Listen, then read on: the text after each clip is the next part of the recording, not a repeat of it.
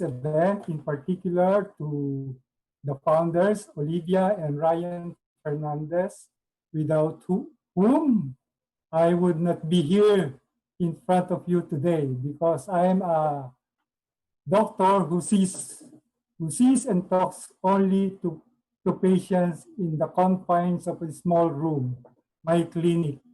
I'm not a public speaker. Pero now, because of CCG Philippines, their personal development and leadership program, I'm here now in front of you. So thank you to Ms. Olivia and Ryan Fernandez for this opportunity to share the message that Syndrome X, metabolic syndrome, or to which type 2 diabetes is a part of, is a totally reversible dietary disease. Kaya there is hope for those who have the disease, type 2 diabetes, obesity, hypertension, etc. So let's go on.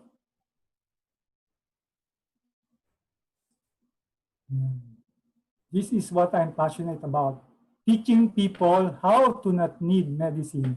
As much as possible, I try to reduce the medicines, the medications of my patients to a minimum, especially those that are elderly, because they have drug interactions which may impair the health of these patients. No? My practice is in Marikina, and now I am also doing some online coaching for those patients, clients that I'm helping to reverse type 2 diabetes.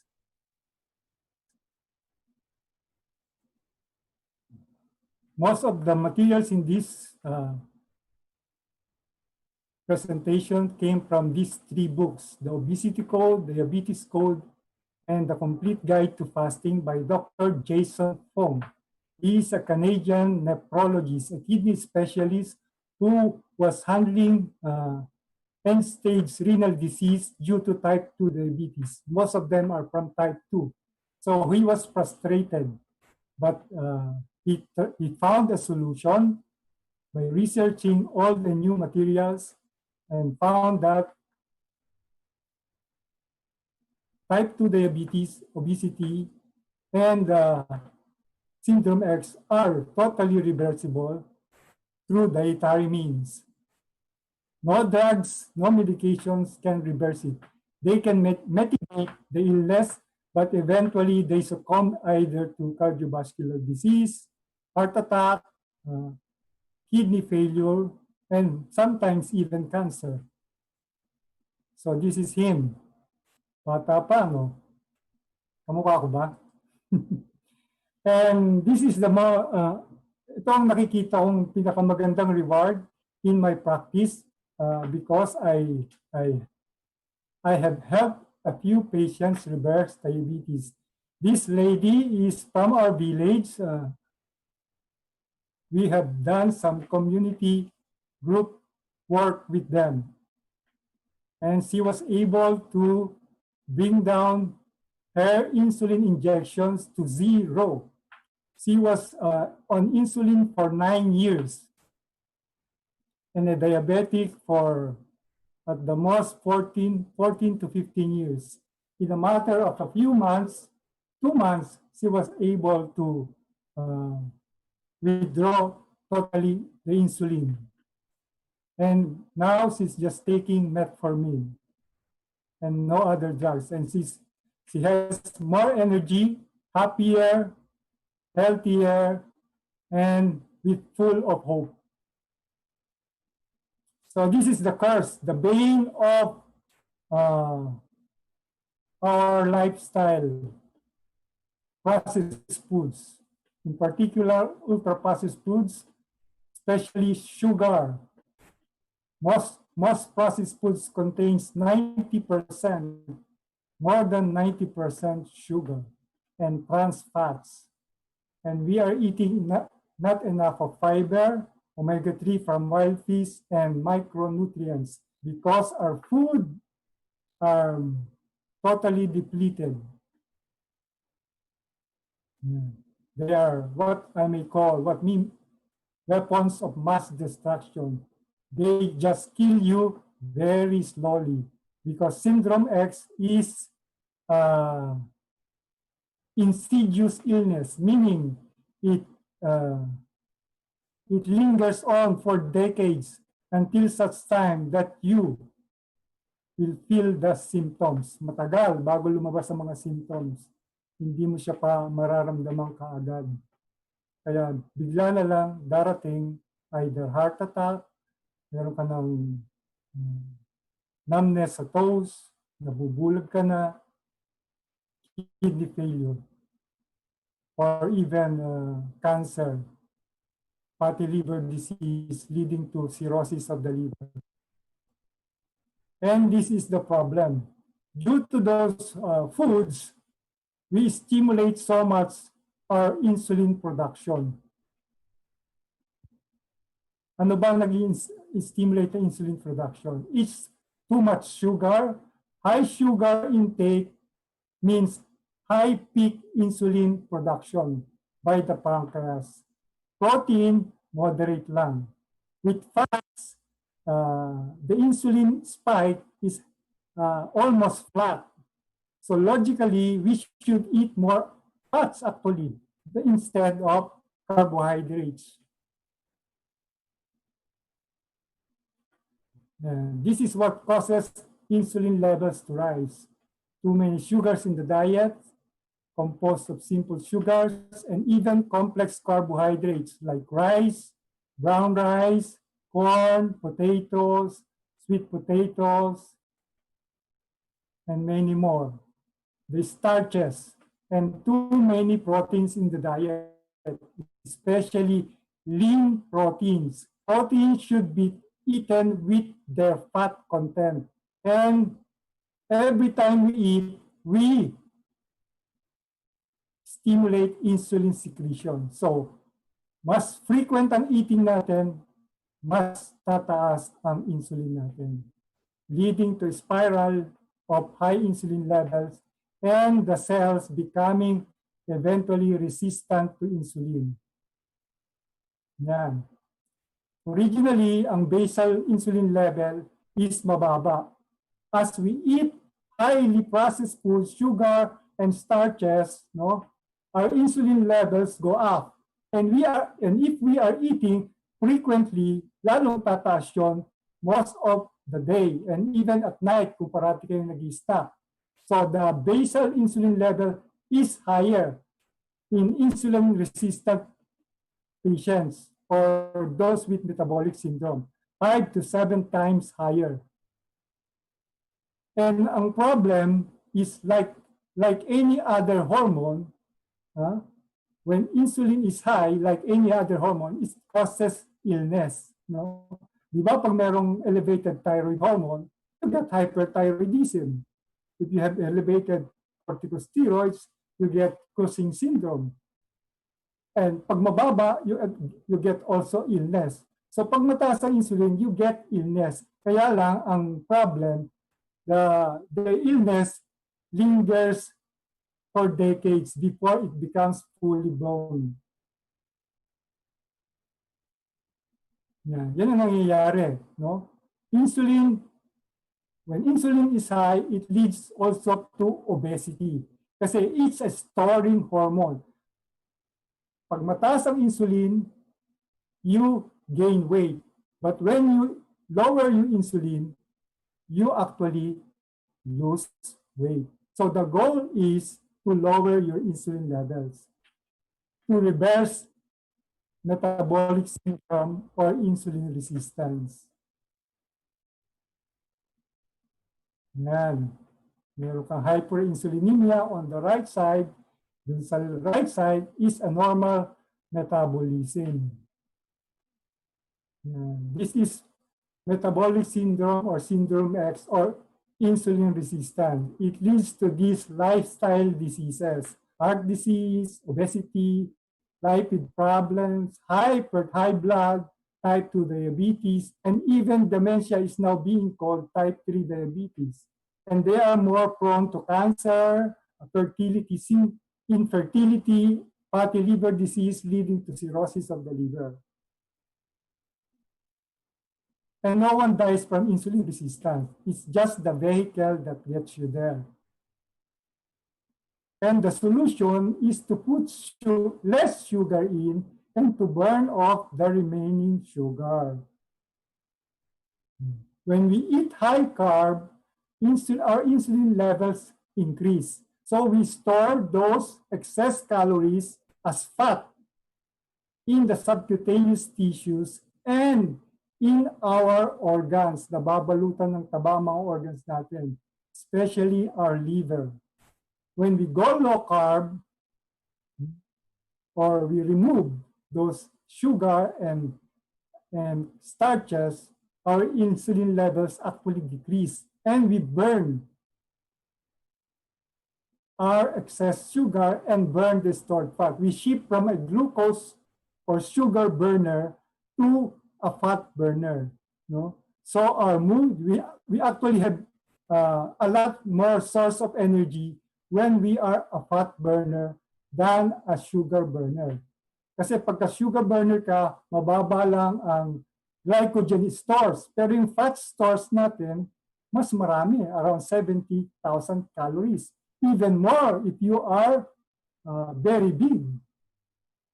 And you lessen your hunger and cravings. And ito mas tinatanong nila parate, is fat burning state safe, or ketosis state is safe? It's actually very safe. Even kids do it best. Actually, newborns are born into ketosis. No? Habang nagkaka-age lang ang mga bata, they become exposed to higher and higher carb contents sa mga foods. No? Yung milk formula actually is very high in triglycerides and protein and little lactose. Para siyang Atkins diet. High in fat and proteins but very little sugar.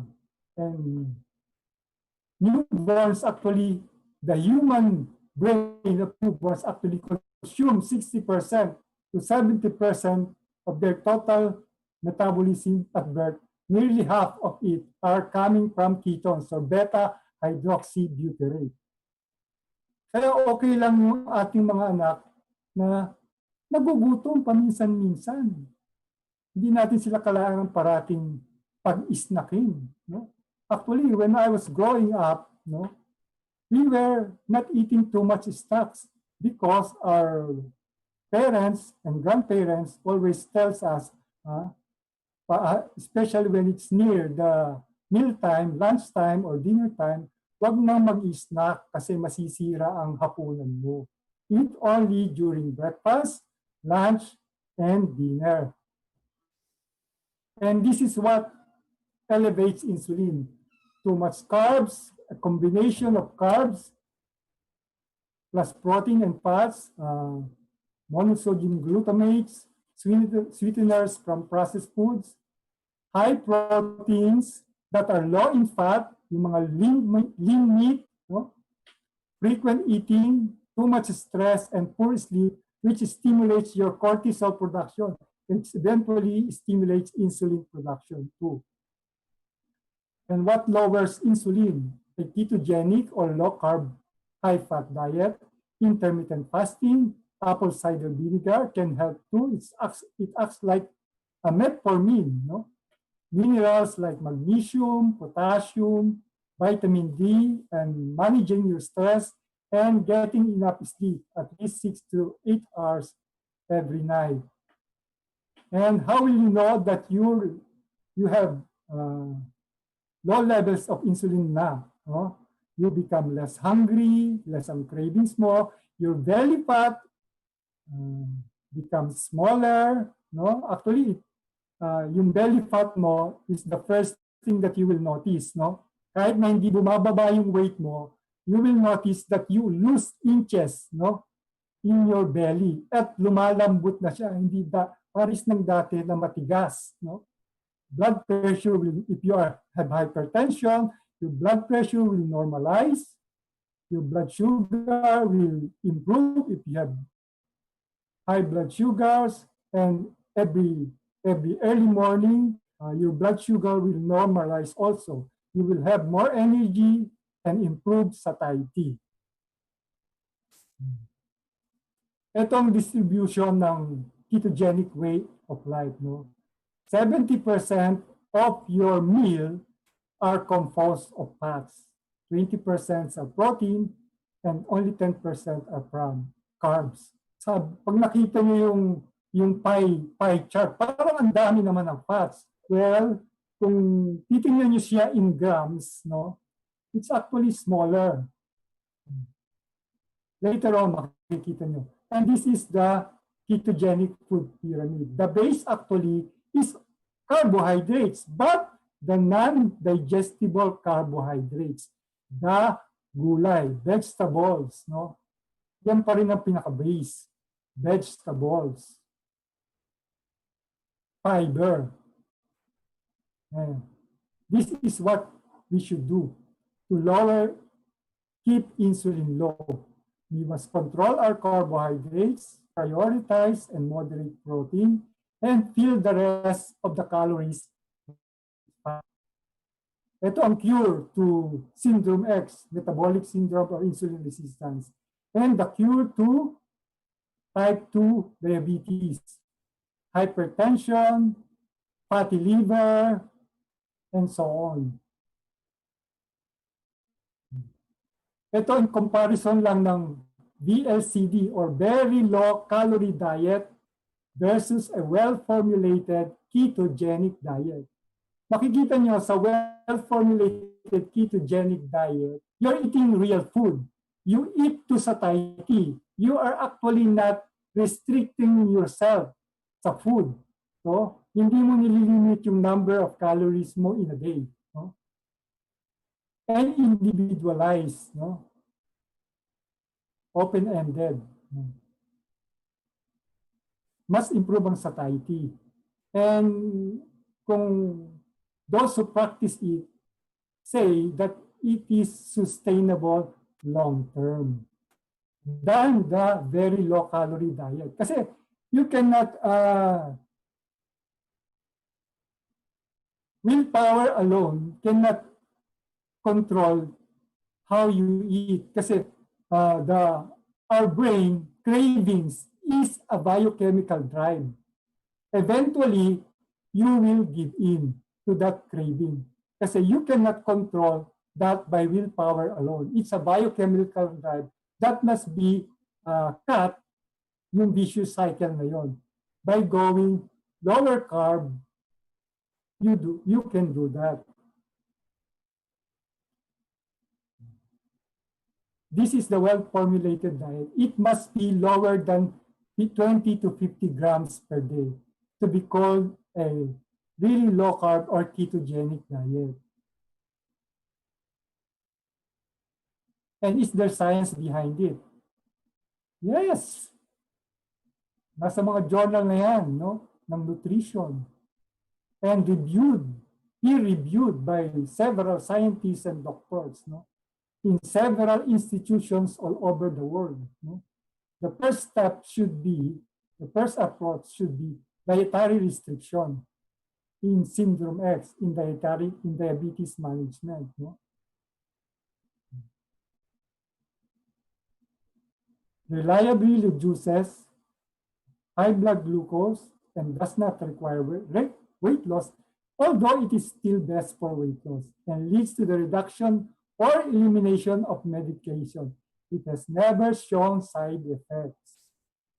And recently, last April 2019, nagkaroon na ng consensus ang American Diabetes Association that we should emphasize on non-starchy vegetables, yung mga gulay, non-digestible carbohydrates, minimize added sugars and refined grains from processed, ultra-processed foods, and choose whole real food over those processed foods and reduce overall carbohydrate intake. No? The most evidence of improving high blood sugar levels. No?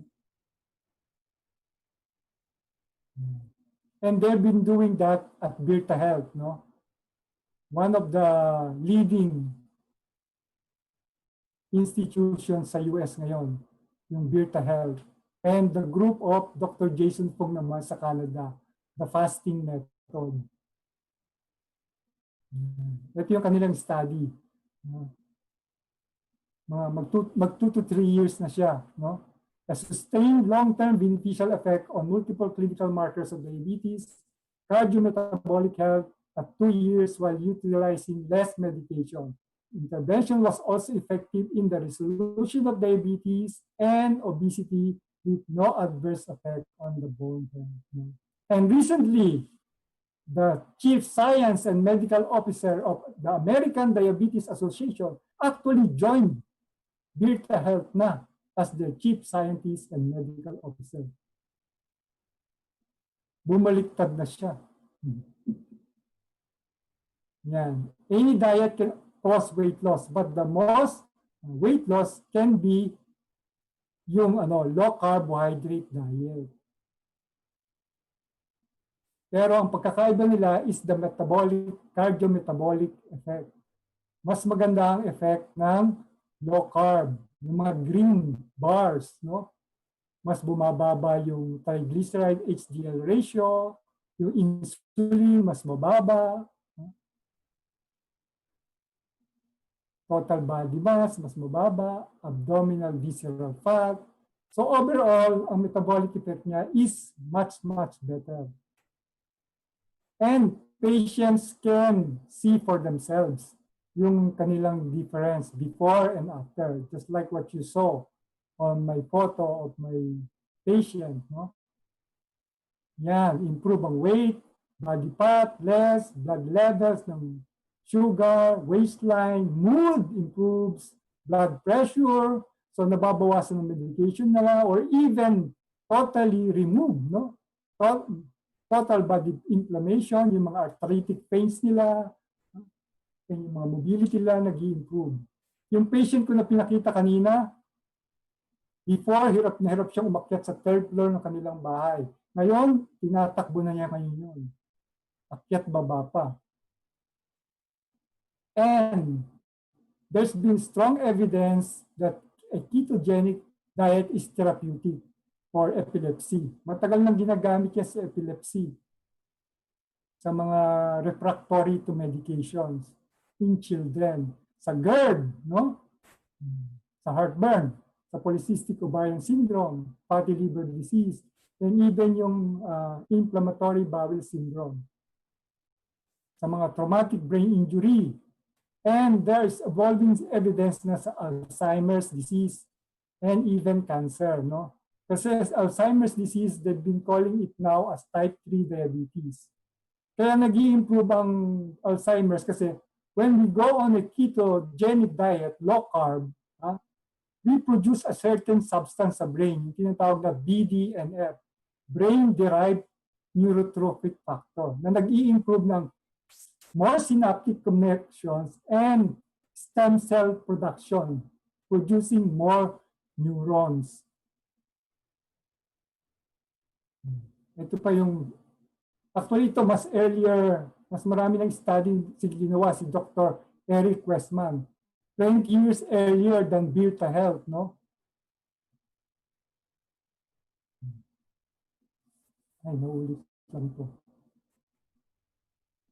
In fact, we've known the cause and effect for over a century ago na. Sa textbook ng Principles and Practice of Medicine in 1923, andyan na yan eh. Ginagawa na nila yan sa mga diabetic patients. They are reducing it, yung carbohydrate intake, to 10 grams. Kanya nga lang nagbago nung ma-discover ang insulin. It's a long story. And now, we should also prioritize protein. Moderate lang. And eat with the fat content. Hindi kailangan tinatanggal yung taba.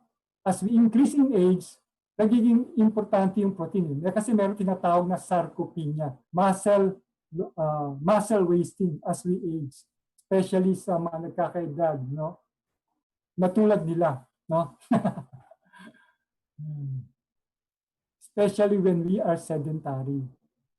Very important then na we get to have physical activity. Kaya maganda yung nag-exercise, kahit na body weight exercises lang. We actually need around 1.5 to 1.75 kilograms grams of protein per kilogram of body weight each day.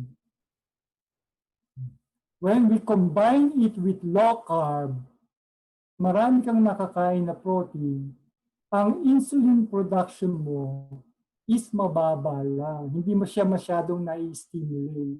But when you combine it with the standard American diet that is very high in carb, ang insulin secretion mo goes very high.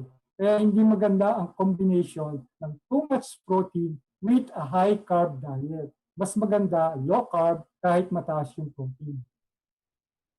And fill the rest of your calories with fat, the healthy kinds, no? Yung mga real fats, not those vegetable fats, vegetable oils that are highly processed. The science has been evolving, no? It's been and debunked. The lipid hypothesis is false. It has been the cause of the surge in obesity, diabetes, lifestyle diseases. We've been demonizing fat for the past 3 or 4 decades. And science has caught up with the hypothesis. It's never been proven that fat is the cause of cardiovascular disease. And Ansel Keys faked it. He has the data for 22 countries, but he only cherry-picked 6 to prove his hypothesis that fat is the cause of cardiovascular disease. And cholesterol is actually an important nutrient in our body. No? We produce actually 80% in our liver, and 20% only comes from the food we eat. And 25% of cholesterol in our body is found in our brain. Kaya pagka binigyan ka ng statin drugs, yung baba ng mga cholesterol, one of the side effects are memory problems. No? Kaya pag ako nagkaroon ng patient, I usually remove statin drugs and I replace it with some supplements that are better for the individual. No? And it's very important, cholesterol is very important in cell membrane, repair of cell membrane, production of hormones, vitamin D production, bile acids, no? And low levels have been linked to depression, Alzheimer's, memory loss, violent behavior, suicide, and stroke. And this is one of the institutions that actually did a research, Credit Suisse, a banking institution, that the fat, that the new health paradigm. I'll show you a video, just a 5-minute video. Fat makes you fat. Cholesterol clogs your arteries. Saturated fat is worst. We've all been warned about fat. Yet some of these warnings are based on myths rather than science. Most of us grew up with conventional dietary wisdom that says to lower our intake of fat and cholesterol and not to worry about polyunsaturated fat and carbohydrates. But there is enough evidence that these dietary recommendations are the main cause behind the high levels of obesity and metabolic syndrome in the US and in several other countries. We have conducted an in-depth review of this complex topic. Here are some of our main findings. The main perception of the Western world is that fat makes you fat. Yet the fat content in our body does not correlate to the fat that we eat. Since 1960, the number of obese people in the US has grown, but fat consumption per head in that period grew just 2%, protein 7%, and carbohydrates 30%. So if we want to find a culprit, carbohydrates are a more likely candidate. What's more, data on heart diseases and life expectancy from countries like France, Spain or Kiribati suggests that saturated fats, which for years have been considered dangerous, are actually good for you. So is omega-3, but then there's omega-6 that might not be as good as touted. And what about monounsaturated fats? Sounds confusing to you? Well, here's how we clear things up. Overall, dietary fats in raw foods and ingredients can be divided into 4 main types. Saturated fats, such as in dairy, coconut oil and meat. Monounsaturated fats, such as in olive oil, lards, palm oil, duck fat, nuts. Polyunsaturated omega-6 fats, such as in sunflower, soybean and cottonseed oil. And polyunsaturated omega-3 fats, such as in fish oil and flaxseed. Research shows indeed that omega-3 is beneficial to our health and that monounsaturated fats, found in olive oil, are, from a health point of view, neutral. On the other hand, the data on omega-6 is highly controversial. For years, vegetable oils have been believed to help reduce the chance of suffering a heart attack. But our own analysis shows just the opposite. There is a significant correlation between a high level of omega-6 intake and a high level of deaths by heart attacks in Europe. Also, between 1910 and 1960, the consumption of vegetable oil per capita in the US increased by 169%. Yet it did not help stop the epidemic of heart attacks in the US in the 60s. Was it saturated fat? Well, the data on saturated fat has been the center of a big debate. The general perception has been that consuming saturated fat increases the risk of heart attacks.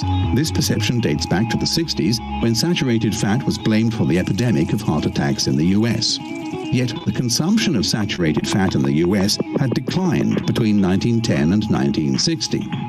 Medical research, however, shows that smoking and alcohol were far more likely factors behind those heart attacks, and the soaring consumption of vegetable oils did not offset the epidemic. We also found that countries with higher consumption of saturated fats, like France or Spain, have very low levels of heart attacks. In the past, this finding has been dismissed as the French paradox, an elegant way of excluding important data that do not fit in. Our own research and several medical research papers show that there is no relationship between the consumption of saturated fats and heart attacks. In addition to a misconception about saturated fats, 40% of nutritionists and 70% of the general practitioners we surveyed still believe that eating cholesterol-rich foods is bad for your heart. Medical research, however, has shown as many as 30 years ago that cholesterol-rich foods have no negative effect on health in general or on risk of cardiovascular diseases in particular.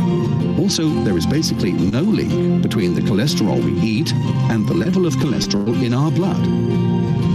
As conventional wisdom is being replaced by medical facts and new nutritional guidelines, the global fat paradigm is changing. Fat consumption over the past 50 years has increased globally, and as more and more consumers are choosing unprocessed foods, which are naturally high in saturated and monounsaturated fats, we expect global fat consumption, and particularly saturated fat consumption, to grow at an even faster pace.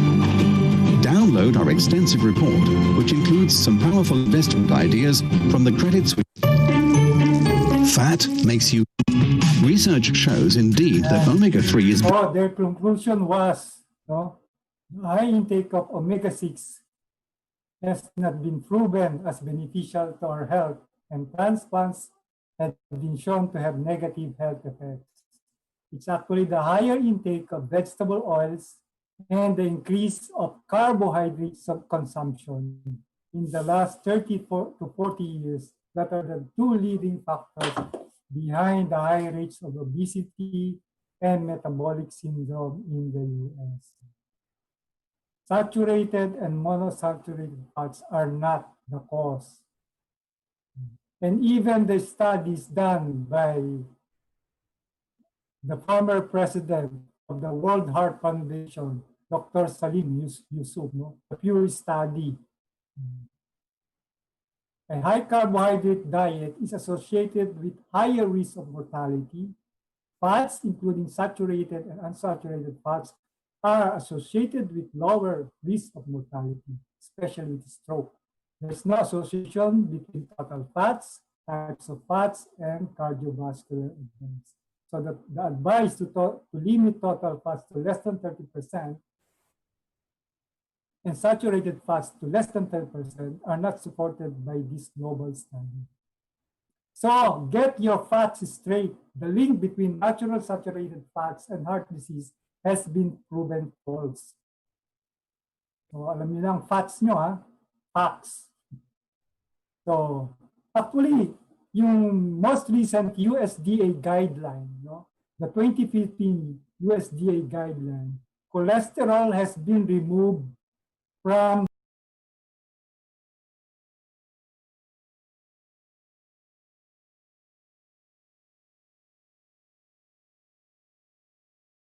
guidelines. Nagkakaroon silang debate doon.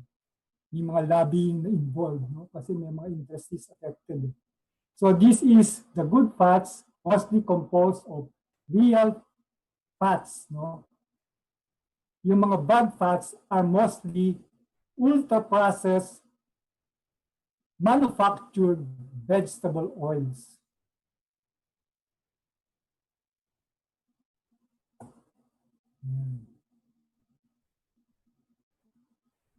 Yung trans fat talaga causes cancer. And being obese do increase your risk of developing 13 different kinds of cancers. So how much fat to eat? On the average, consume 20 to 40 grams of fat per meal. Example, Diba nakita nyo doon sa pie chart kanina, mga 70% ang fat intake, Kung for example, you consume 1,800 calories per day. So, ang total calories mo is 1,260. Divided by 9 calories per gram of fat, that's 140 grams of fat per day. Divided by 3 meals, that's only 47 grams per meal. Yan ang equivalent niya. Isang avocado, 3/4 avocado, 22 grams na yun. Peanut butter na low carb, mga 2 kutsara, 16 grams. Almonds, 25 grams, etc. etc. So, konti lang talaga, actually, yung 70% of fats in a day. Kasi higher ang calorie niya. More caloric dense ang fats. So, you eat actually less of it. Mga different fat gram content ng mga foods, heavy creams, eggs, beef. When you eat beef, do not eat lean meat. Dapat pag bumili kayo, yung kasama yung fat. Almond butter, mga sample lang yan. I'll just go through all the. Merong tinatawag na keto ice cream, So ito yung visual low carb guys, Ang ketogenic na 20 grams, yan yung itsura, Versus yung moderate, versus yung liberal, Mas mataas ang carb content ng liberal. You must go for mga 20 to 50 grams. Tingin nyo ba hindi kayo mabubusog dyan? Pagkakulang pa yan, dagdagan nyo lang yung gulay nyo, yung ulam.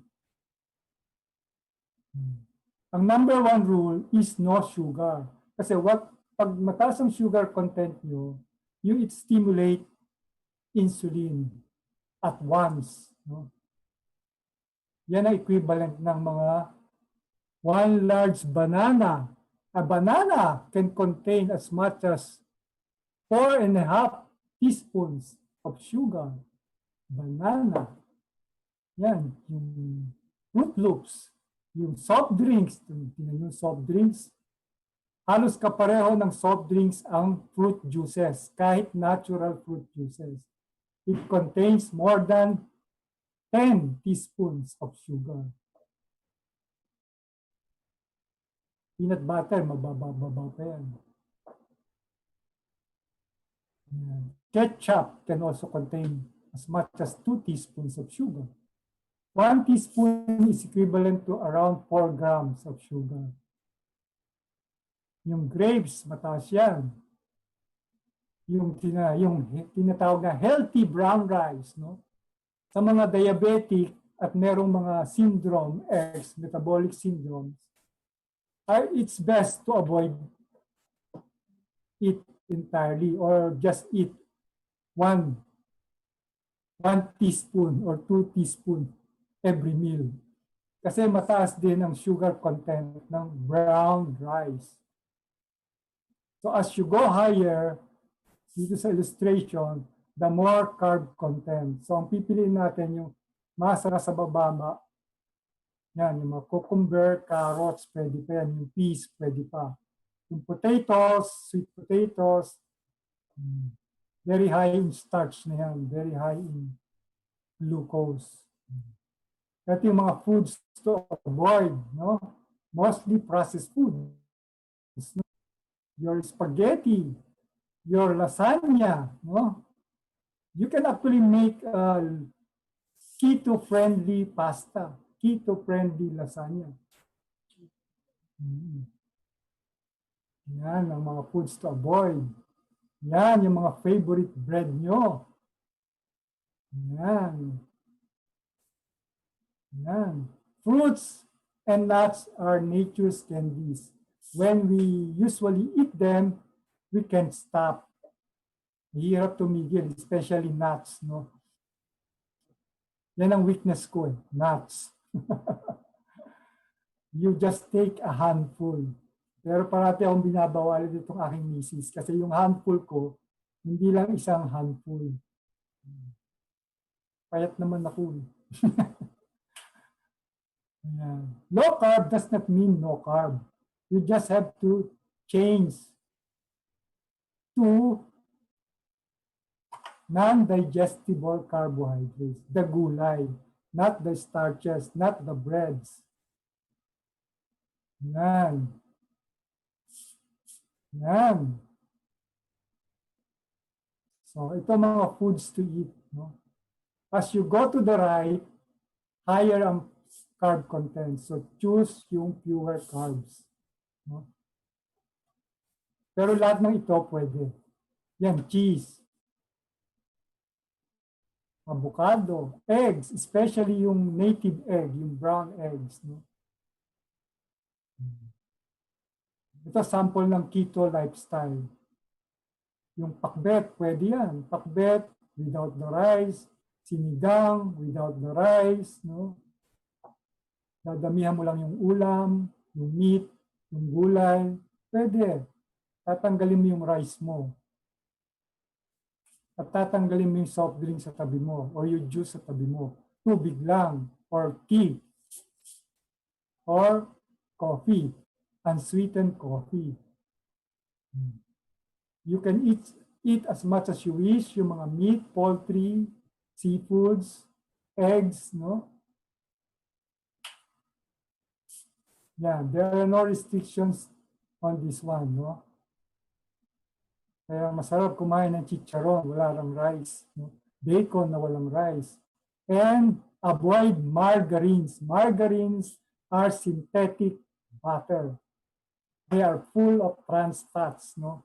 Sa mga mayonnaise, piliin nyo yung mga galing sa coconut oil. No? Or olive oil. Or make your own. Napakadaling gumawa ng mayonnaise. Egg yolk lang yan with coconut oil or olive oil. Ito unlimited to. Eat to satiety, mga vegetables. Especially salad greens. Yung mga vegetables that grows above ground. Yan, very low carb. Yan, vegetable below ground, medyo maging choosy tayo. Piliin natin yung nando sa left side. No? Yung sweet potato, medyo mataas na yan. Pwede, in a day, isa lang. No? Kasi 20 to 50 grams naman in a day. Yan, yung mga legumes. No? Yung quinoa, yung mga seeds, medyo mataas ang carb content niyan. It's been touted as healthy yung quinoa, pero mataas ang carb content yun. And very expensive pa.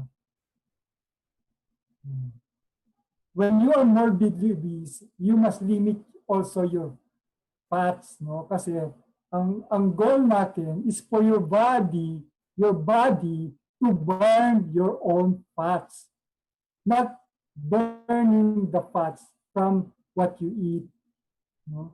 Kaya pag morbidly obese, basta ito sa society lang ng mga fatty foods.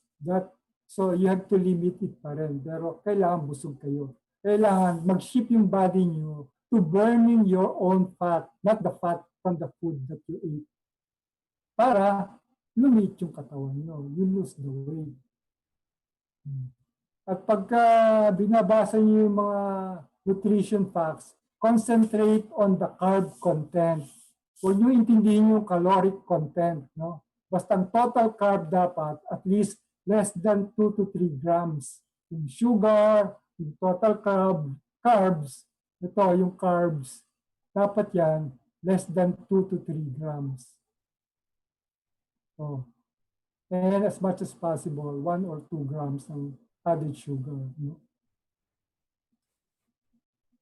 Ano mga approved liquids during the feeding window? Filtered water, especially from our own e-spring, tea, coffee without the sugar, corn or vegetable broth. Maganda yan, especially kung baguhan ka pa lang. You actually train your body to burn more fat, no? Apple cider vinegar, veggie juice. Ito ang dapat nyong avoid. Diet soda, kasi ang diet soda, meron niyang artificial sweeteners. And artificial sweeteners can stimulate your insulin secretion. Dairy milk, coconut water has sugar, fruit juices, and alcohol. So yan lang dapat. Wine pwede pa. Pero just a little bit lang. No? Masyadong, huwag niyong ubusin isang bote. What is itong parating tinatanong sa akin, what is the best low-carb snack? One simple rule, no snacks. Kasi as you go on a low-carb lifestyle, you actually do not crave anymore. So yung breakfast mo, tatagal ka na hanggang lunch and dinner. Pero siyempre, sa mga baguhan, no, di pa sila sanay, meron pa yung tinatawag na, kasi yung every meal natin, nagkakaroon tayong hunger. Nasanay tayo nun. Habit yan eh. Habit. Pag talagang nagutom, pwede namang mag-snack. Yan ang gagawin yung snack. Itlog, cold cuts, olives, nuts, avocado, or cheese. Yung mga low-carb snacks. No preparation needed. Yung mga celeries, cucumber, sausaw nila sa dip, no? Yung mga berries, medyo expensive yung mga berries. Magduhat na lang tayo, no? Pwede ang duhat. Yan. Fruits from best to worst. No? Sa left, yung maganda, pwede pa. Pero as you go from middle to the right, medyo mataas na ang carb content. Especially yung bananas and grapes, no? Even mangoes. So mga snacks yun ang pwede. Yung tapa. At yung mga chicharon, pwede yan. Kung talagang nagugutom. Sa mga nuts, go on the left side. Yung cashew ang pinakamataas ang carb content. Yung pa naman ang pinakamasarap. Chocolates pwede. Go for the darkest chocolate, yung pinaka-bitter. Pero konti-konti lang. Just to satiate your craving. Ito ang common mistakes. Yan. Bananas, grapes, cashews na mataas ang carb, cafe latte, yung mga juices.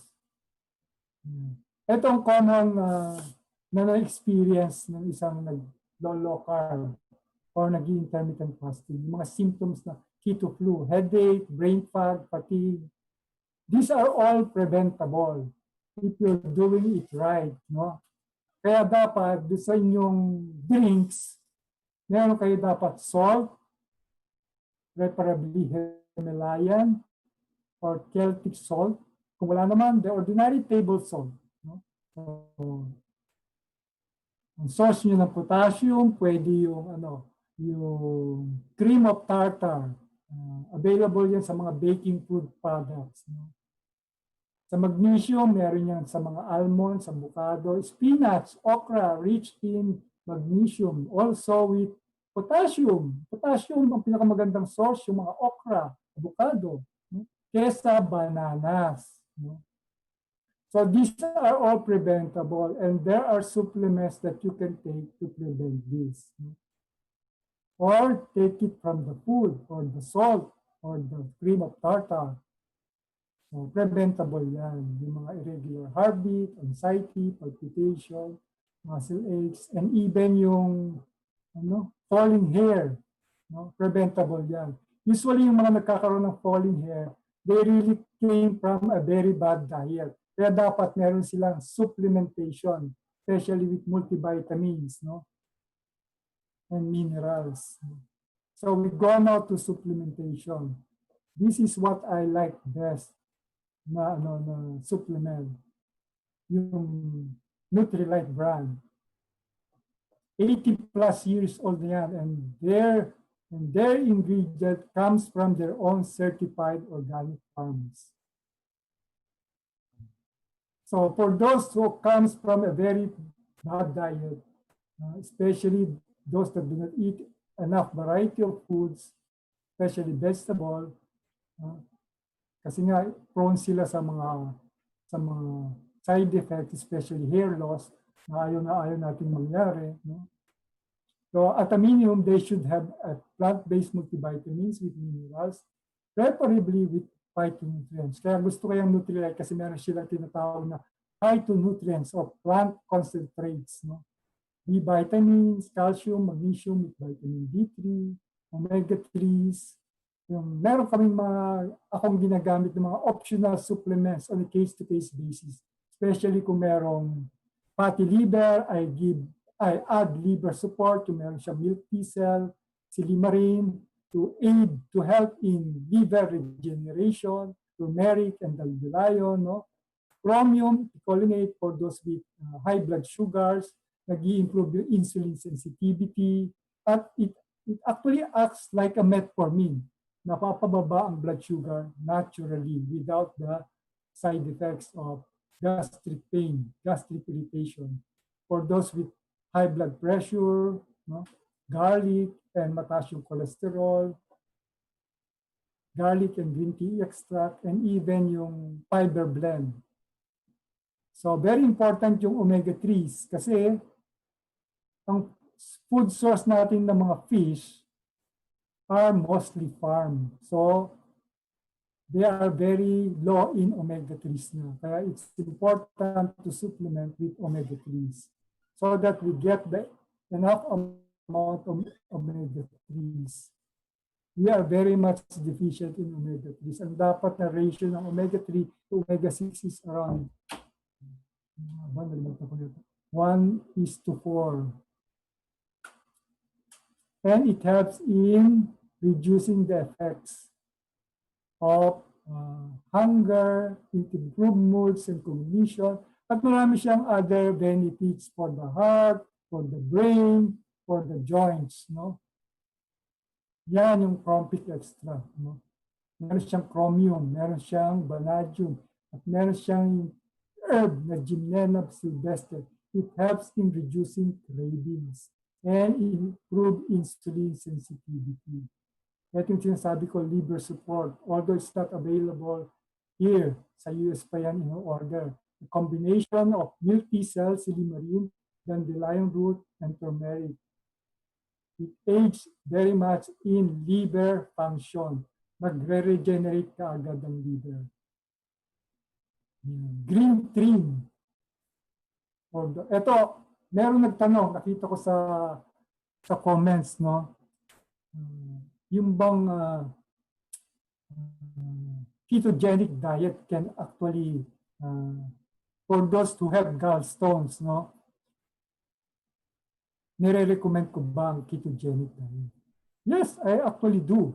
Kasi ang isang problema sa gallstones, kaya yan nag-accumulate, it actually accumulates more in individuals na low-fat ang diet nila eh. Sa nakikita ko. Kasi when you go low-fat, you actually do not stimulate your gallbladder to secrete the bile acids, no? Bile acid comes from cholesterol product. Cholesterol is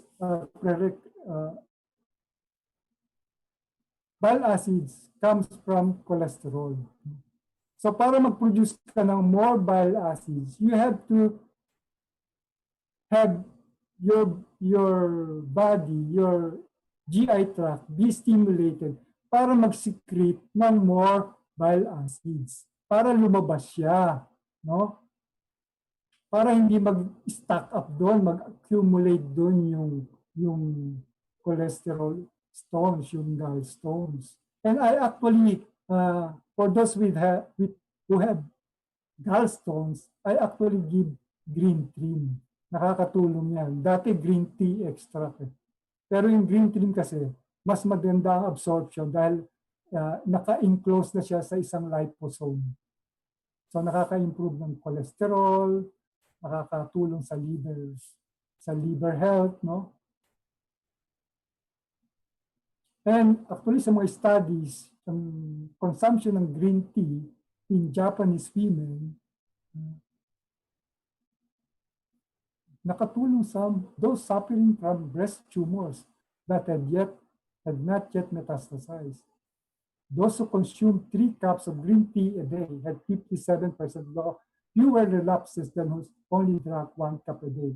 Sa mga meron namang prostate tumors, daily consumption of 5 cups of green tea actually reduces the risk that their cancer would progress to an advanced stage by 50%. Isa pang addition dyan, yung sa mga may problem sa prostate is the palmetto.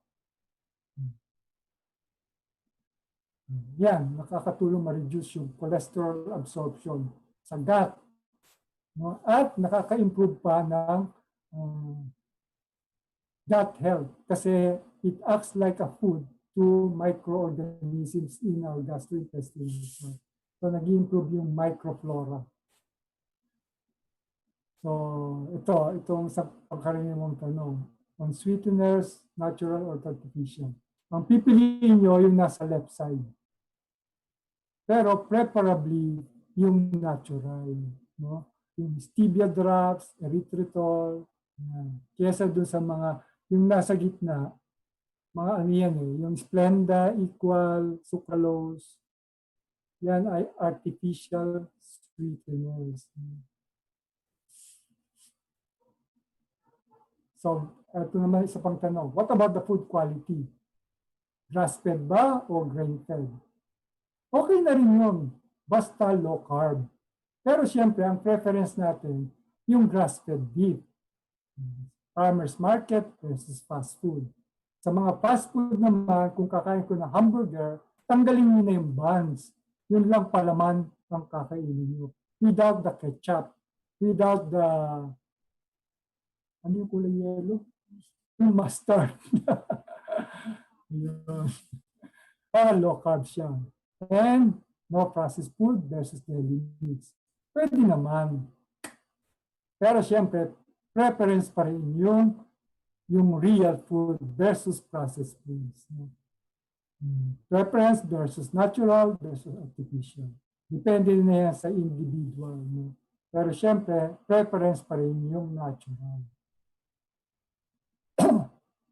Ideally, you can stay keto forever. But if you must add carbs, still eat low carb. No form of any sugar ever. Some dairy, pakonti-konti, especially yung mga yogurt, kefir, mga fermented milk, some higher carb veggies like carrots and legumes, some whole grains but not bread. If the disease comes back, you go again to low carb and keto. So what's getting in your way?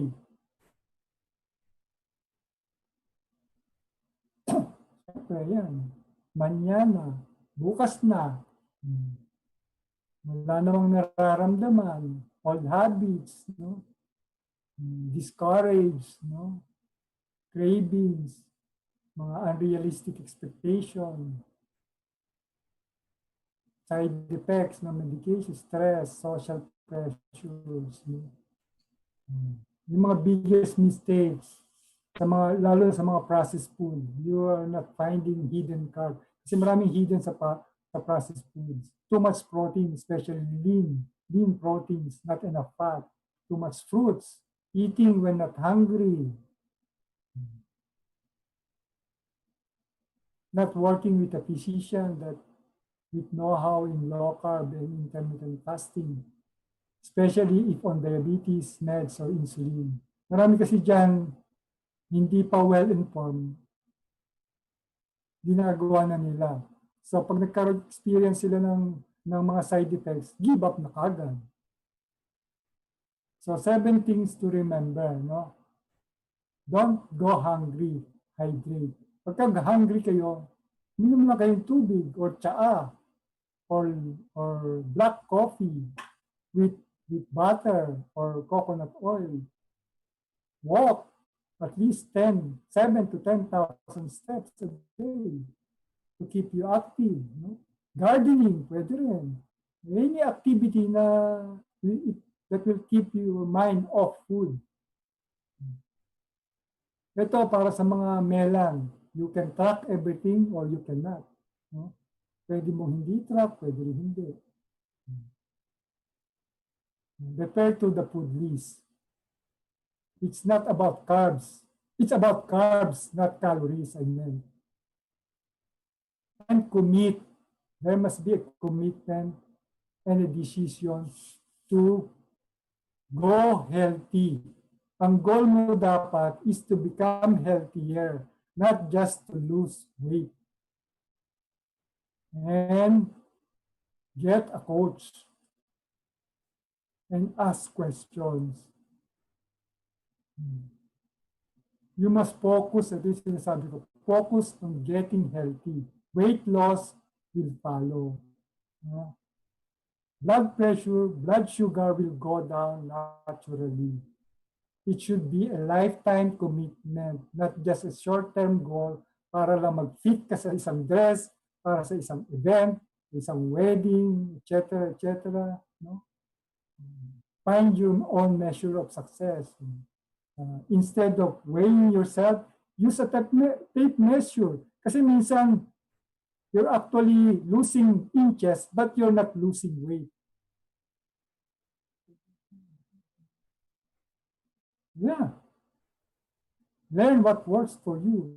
Do not compare yourself to others. And keep it simple. Mga reminders lang. Health goals dapat. Be accountable to a coach. No? Get the support of loved ones, family and friends. Hindi yung tutuksuhin ka. No? Clear your pantry and kitchen of refined carbs and processed foods. Pagka readily available yan, you are easily tempted to get and eat it. Just like when we have chocolates in our home. I am actually avoiding them. But since andyan, available, Ay, napapakain ako. Masarap kasi.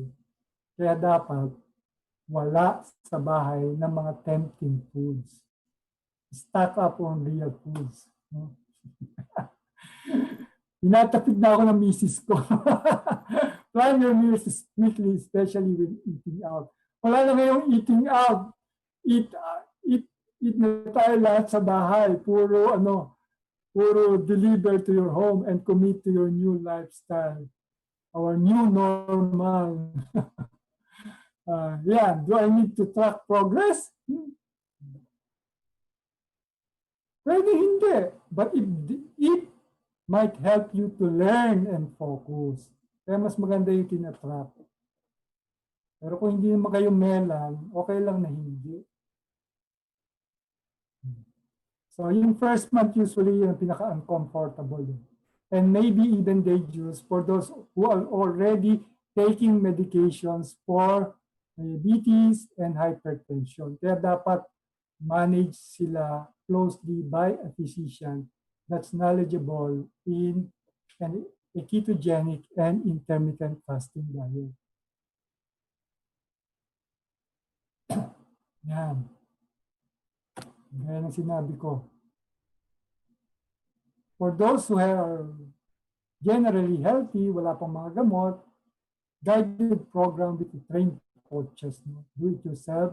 Kanya nga lang, you must learn something that's factual and very, kasi maraming misinformation sa mga Facebook and other websites. No? Yan, the best evidence is how keto transforms life. Yan ang aking mga na-coach. No? Yan. The lady is a retired school teacher. The guy is a government employee. He was diagnosed with type 2 diabetes. Meron siyang hypertension, meron siyang fatty liver. But since December 2019, on his annual examination, normal na ang kanyang ultrasound ng liver. No more fatty liver. Wala na siyang mga gamot. Yung first consult niya sa endocrinologist, he was given actually 4 medications for blood sugar and 1 medication for hypertension. Ngayon, wala siyang mga gamot. And totally happier now. This is my classmate in college in BS Chemistry. She lives in Canada. I'm coaching her noon. Yan, yung kanyang blood sugar, dati nagpa-fluctuate over 9. Ngayon, medyo nako-control na niya. Sometimes nga lang, she craves for bread. Ngayon, natututo na siya to cook her own keto bread. This is a nurse that I work with in the company that I used to work. No? When she did keto and IF, na nagkaroon siya ng baby, na-cure yung kanyang infertility. Dito ka nagpapa-car wash.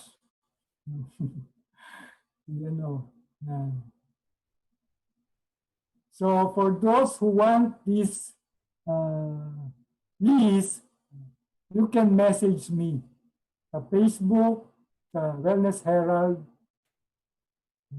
I'll give it to you, PDF copy. Or you can like my the Wellness Herald Facebook page. You can like it and I will give you this copy and this one also. Yan. Yung fasting protocol and the ketogenic way of life basics. The allowed foods, the foods to avoid, the everyday drinks, and yan. I'll give it to you for free. So, next Sunday nga pala, I'd like to promote Dr. Roel Tolentino. He will talk on strategies for a better health. Kilala naman si Dr. Tolentino. Surgical oncologist, personal and health development coach, business coach also, and TV personality. So, watch out for him on June 7, same time, next Sunday. So that's it for now. You can reach me actually at my Facebook page, The Wellness Herald. Like it for the 2 PDF copies that I showed you earlier. Thank you for listening. Thank you very much, Doc Vico, and I believe everyone will agree with me that that was an awesome, awesome presentation. And well, I won't let you go yet, Doc, as although we have a few minutes, moments more. I'd like to ask some of the questions that were asked a while ago. One of which was already answered by you. It came from Dr. Belinda, but it's regarding the gallstones. You already answered it a while ago. There was also a Yeah, request I if saw we it. can go back to the uh, protein intake requirement for seniors. That's a request by Titus Manuel a while ago. So it's the I think slide for that. And although Yeah, everybody can I'm looking replay for this it. entire talk, this live Yeah. talk Oh, via the YouTube and also the Facebook Live. Everybody can do that. Thanks to the CCG team. Uh, yeah, mentioning the Facebook Live, although I would like to mention that we are this is another blockbuster talk. We are more than 100 viewers tonight, combining the Zoom meeting attendees with the YouTube live stream attendees and the Facebook Live attendees. We're more than 100 viewers tonight. I'd like to go to the question also of uh, uh, Miss Olivia Fernandez Bernabe. My husband Frank wants to gain weight but control high blood sugar. If he stops eating black rice, won't he lose weight? It's a question, Doc. if he stops eating rice, so he has to replace the rice with higher, more caloric dense food, like yung fatty foods, no? Yung beef with the fats. Okay. Okay. Thank you. And also a question from M. Sembrana and also Gemma Sarte. Their question was, how many maximum bananas can a toddler eat daily? High carb yun na. Bananas. Uh, Maximum. maximum. Probably One depends on how big the banana. banana. Oh. Let's Pero say high carb ang toddler. banana. Mhm. Kaya naman ubusin ng isa. Okay lang naman kung wala namang issues sa weight yung Mhm. toddler. Okay. So one banana is for a day. Depende kung gaano kalaking banana. Meron malalaking banana, ganyan kalaki. No? Oo nga. Meron nung ano yung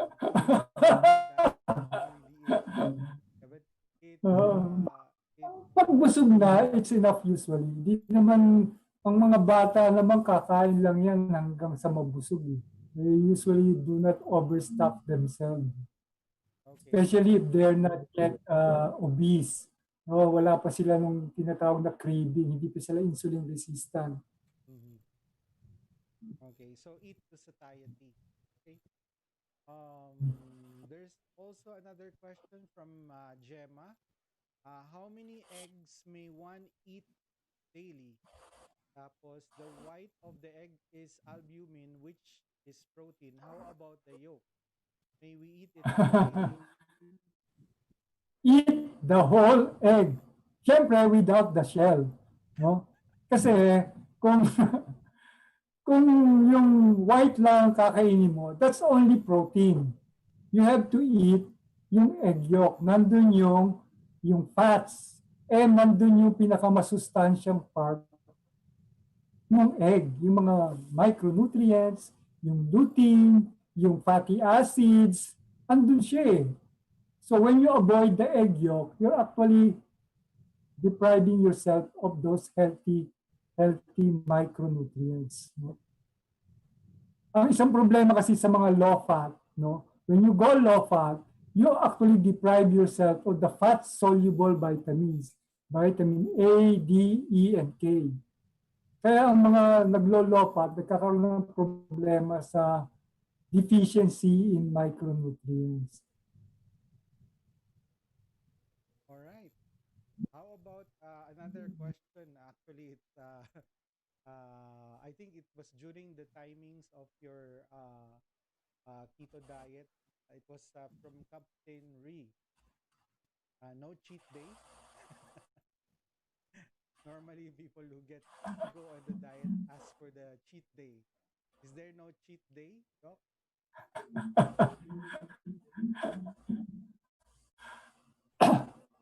Yan. Yan ang pangkarinong problema eh. Nagsisimula pa lang, ang gusto nila, cheat day kagad. You have to you have to really find what your goal is, no? Yung ano mo, yung tinatawag na why, yung reason for doing the program, the lifestyle.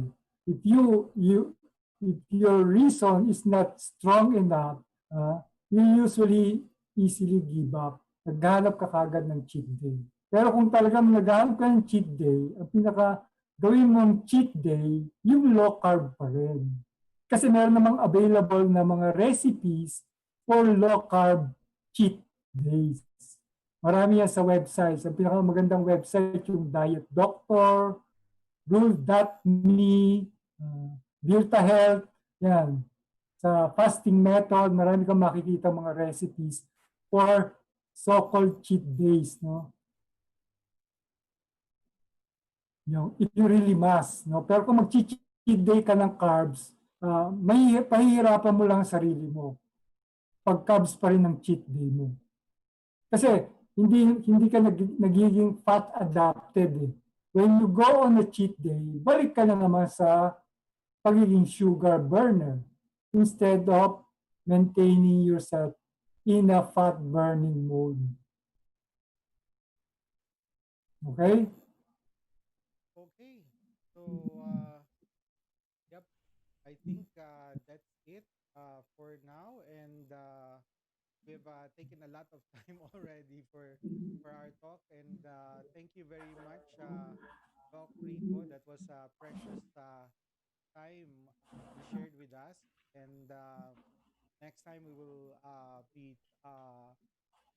asking again Doc Roel naman next Sunday to talk to us about it. And thank you very much again, Dr. Rico, for sharing your time with us.